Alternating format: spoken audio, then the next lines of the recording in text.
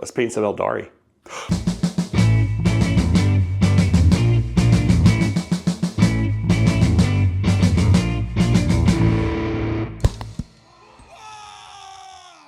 Welcome, ladies and gentlemen, to another Glacial Geek video. I am Phil, the Glacial Geek, and today I'm coming to you with a tutorial video. It's a painting up a fire dragon from the new Eldari Aspect Warriors that have been released in plastic. The reason I wanted to do this was that they're super cool models. They're super cool models, but it gives an excellent chance to show a very cool and fast technique to really give you dynamic yellows and oranges with just speed paint, but using a little bit of prep beforehand to get you what it is that you're gonna want there to make a really cool looking model and make it very dynamic, make it very dimensional and just like just better than what you could get with just like the regular application over a white prime, which I enjoy, but this feels nicer and richer. It feels good. So I'm not gonna really preamble too much because this is kind of a cool thing, so we'll just kind of get into it. So without any further ado, here we go, painting a fire dragon. So you may have noticed here that this model is starting off different than you would have thought, making a yellow and an orange. But what I've done is I have primed the model in a gray and then painted it with the pixie pink. And that has allowed me to start a process here that is going to give me more depth to my yellow and my orange without really increasing much of the work that I had to do. It just means that I'm going to have to spray it twice with a rattle can. No airbrush, just using the rattle can. So then I give it a zenithal spray here with the white primer.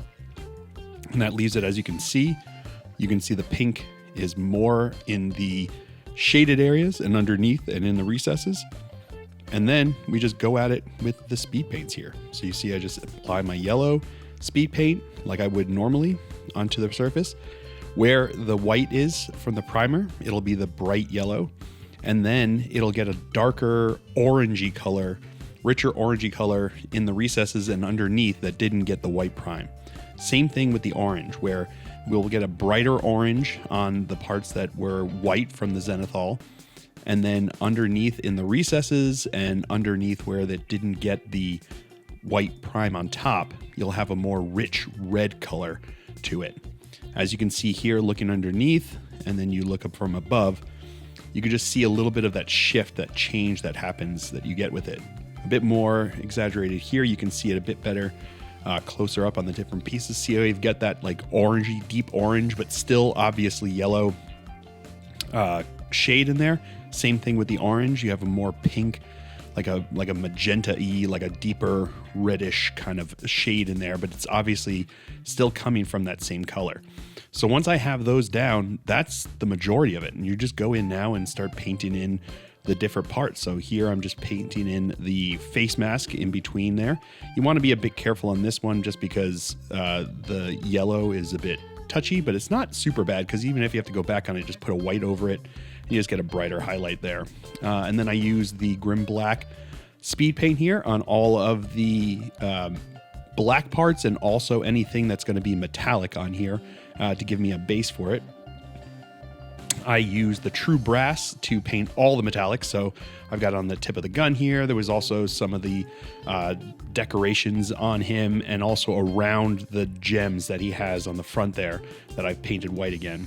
I then have a Slaughter Red onto the cloth bits that are hanging off there. There's the one in the middle there, down the middle, and then there's one on his arm. Just painted with the speed paint, you get the same effect.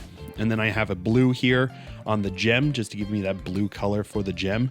And honestly, like that's about it to make this thing come together. It's super easy, super quick, not a lot of effort. And then on my base here, you can see I just used the Decay Brown speed paint here to give me my base for the color, a deep dark browny base that I go with it. And then I have dry brushing it with just like a yellow tan here. And this will give me my nice like desert effect base here with a lot of depth. And that's the final model. It looks amazing in my opinion. I just really like the dimension that you get there. A lot of the work that you have going on with it. You can see just like the value changes within the yellow without having to do a lot of work other than that one little pre-prime that just makes your life a lot easier, and it gives you a really rad, awesome, very easy to replicate for an entire army effect. And there you go, ladies and gentlemen, a fire dragon painted up using predominantly speed paints. I was super happy with how it turned out. It looks super rad, super dimensional, and it's possibly one of the better models I painted. Now, you know, and part of that is probably just like you keep getting better as you keep going on. But this technique is something I've been wanting to try for a while, and I was super pleased with how it turned out. It just like was super awesome, super easy to do. And I think it really is super dynamic and would be super easy to replicate over like an entire squad.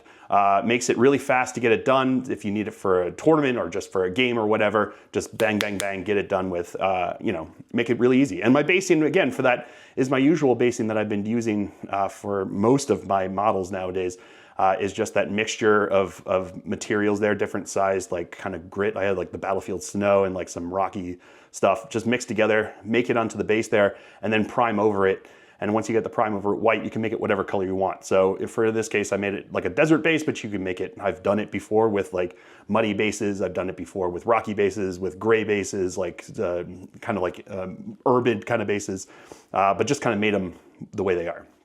So it makes it super easy, continues with that like fast pacing of that you want for an army, looks good, makes it easy to be consistent across an entire army, and you're not gonna be spending too much time making something look good that you know, to get it done. You know, again, probably not the best thing if you're looking to get a Golden Demon, but if you're looking to get an army painted or a kill team painted or a squad painted or whatever it is that you're trying to get painted for a game, perfect in my opinion, perfect in my opinion. Let me know down below what you think, if this is kind of something that you're thinking about doing. I know that yellow and orange are, you know, not always the easiest to paint, but I was super pleased with how I did with these. I'm really happy with the turnout and the way it went there. It made me feel pretty happy with how it came out there. So, but let me know what you think down below in the comment section. Keeping the conversation going. What do you do? What's your techniques to paint those colors? What is your techniques to paint these kind of models?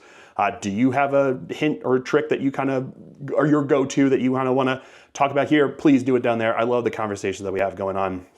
Really makes things really good. And, you know, I'm doing what I'm doing because of you guys, with your sharing, liking, and commenting. If you do want to support the channel, one way that you can do it is I've revamped my merch store with such things as the Stay Safe and Have Fun t-shirt. There's a bunch of different t-shirts and stuff there, including a drink koozie, which I am very pleased with. This is for Phil. I'm a koozie boy. I like having koozies with my beverages, and this was for me. So even if none of you buy this, but I think you should because they're really rad. Even if no one else buys it, I got some and I'm happy with that. That sounds good to me. But go down, check it out there. Brand new store. You know, with the shirts available there. I've got this. I've got the I spend CP to reroll ones into ones. I've just got the regular Glacial Geek on there. Go check it out, and you know, and support the channel that way. Another way that I get support of this channel is, as I've mentioned at the beginning of the video there, I'm a member of the Army Painters Factory team, and with that I get a lot of benefits. But I wanted to make sure that when I did so, that I was able to give back to you guys, the viewers, who got me here into a place where the Army Painter would want to work with me. So I managed to negotiate with, when I was signing my contract, to make sure that I had a way to give back to you. And the way that it is if you go to the Army Painter and use the code, oh my God, Factory Geek 5. Easy for me to say. Factory Geek 5, you'll get 5% off of your orders with the Army Painter. You'll get all of the materials that I used today in this video tutorial from the Army Painter. You can get those from them. Get 5% off and have really lovely looking fire dragons at your disposal, or any other kind of orange, Votan, any other kind of like orange or yellow. You know, like yellow would work really well with like Imperial Fists and stuff like that. So you can get those paints at the Army Painter. You get a 5% discount there. And if you join my Patreon, you get a 10% discount code that's behind the paywall there. They wanted me to keep it there as behind the paywall as an extra thanks to those who more directly support the channel with their hard-earned dollars. So go check out, use that code, spread the word, get yourself a discount, and you know, be good to each other. It's what it's all about. We're all having fun here in this hobby, and that's what it's all about. So I hope you guys have all enjoyed this. I certainly have. I've been Phil, the Glacial Geek, as always. And until next time, stay safe and have fun.